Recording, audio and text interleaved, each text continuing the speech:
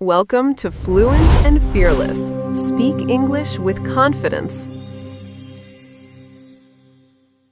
Let me ask you something, honestly.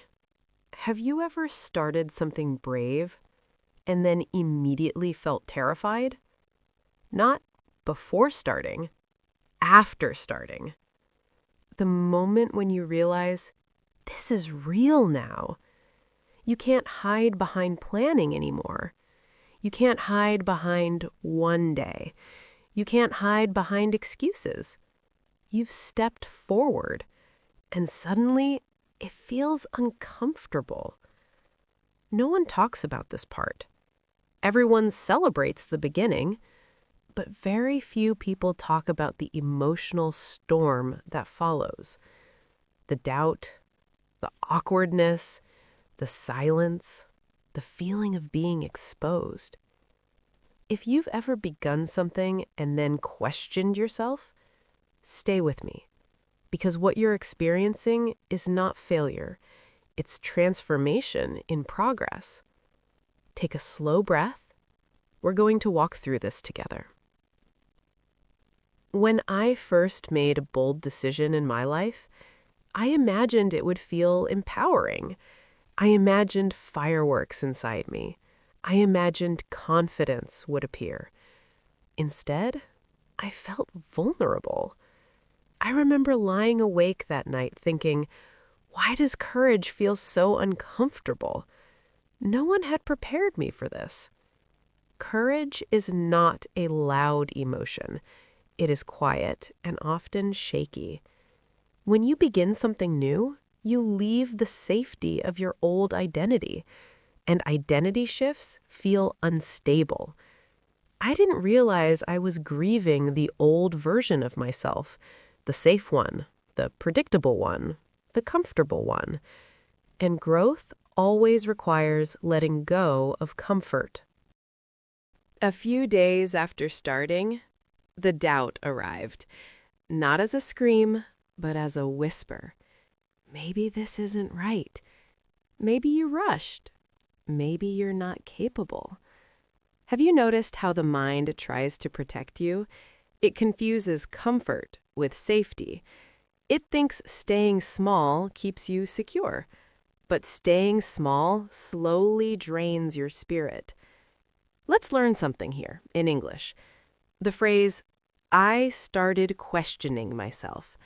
Repeat. I started questioning myself. Great. To question yourself means to doubt your own ability. Example, after I began, I questioned myself. Say it. After I began, I questioned myself. Beautiful. Now listen carefully. Questioning yourself is normal, but believing every doubt is optional. There is a stage between beginner and confident. It is not glamorous. It is awkward. You try, but you're not good yet. You improve, but not enough to feel proud. You show up, but no one notices. This stage is emotionally heavy because progress is invisible and humans like visible rewards. When I was in this stage, I felt embarrassed by my own effort. Isn't that strange? Embarrassed for trying. Let's learn that word. Embarrassed. Repeat. Embarrassed. Example. I felt embarrassed when I made mistakes. Say it. I felt embarrassed when I made mistakes. Good. But here is the shift that changed everything for me. Embarrassment is not proof you shouldn't continue. It is proof you care. There was a night I nearly stopped. I sat alone and thought, this is harder than I expected.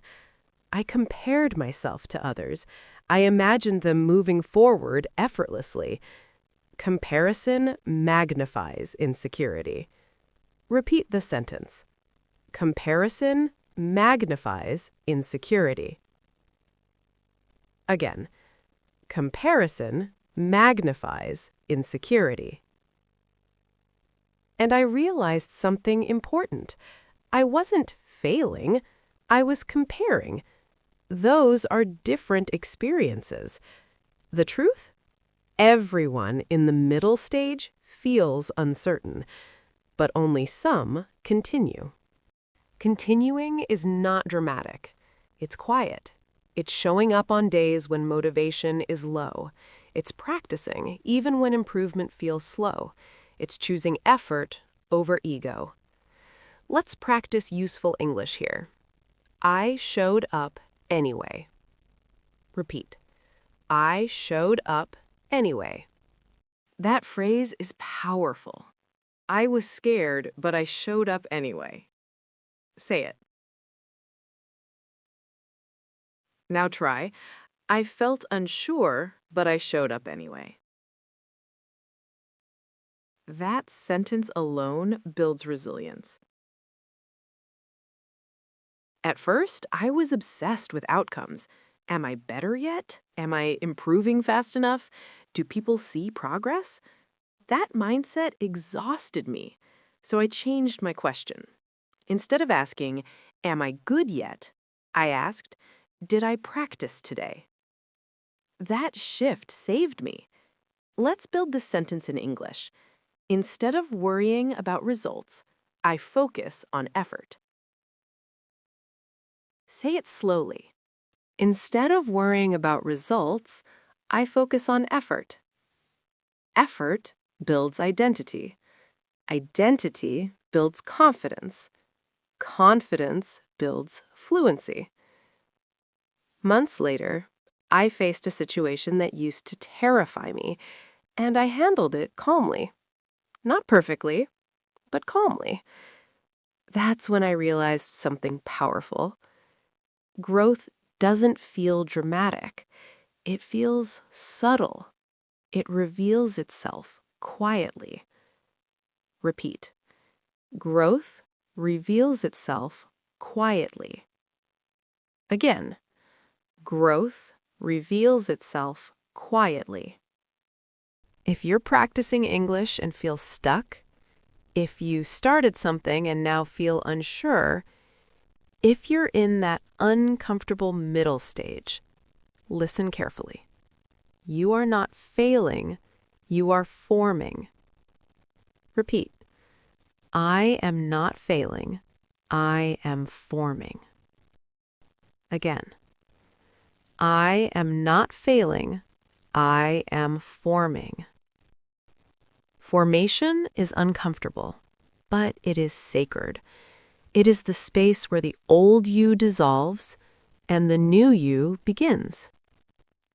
Ask yourself in English, what have I improved in the last month? Maybe small improvements count. Maybe pronunciation. Maybe confidence. Maybe courage. Now say, I see progress in myself. Again, I see progress in myself. Repeat gently. I am allowed to grow slowly. The middle stage is necessary. Discomfort means expansion. I choose consistency over perfection. I trust my process. I am becoming stronger every day. I am fluent and fearless. Starting was brave, but continuing is powerful. If today feels messy, stay. If progress feels invisible, stay. If doubt feels loud, stay. Because transformation is happening quietly beneath the surface. And one day, you will look back and realize the middle stage built your strength. Thank you for walking this journey with me.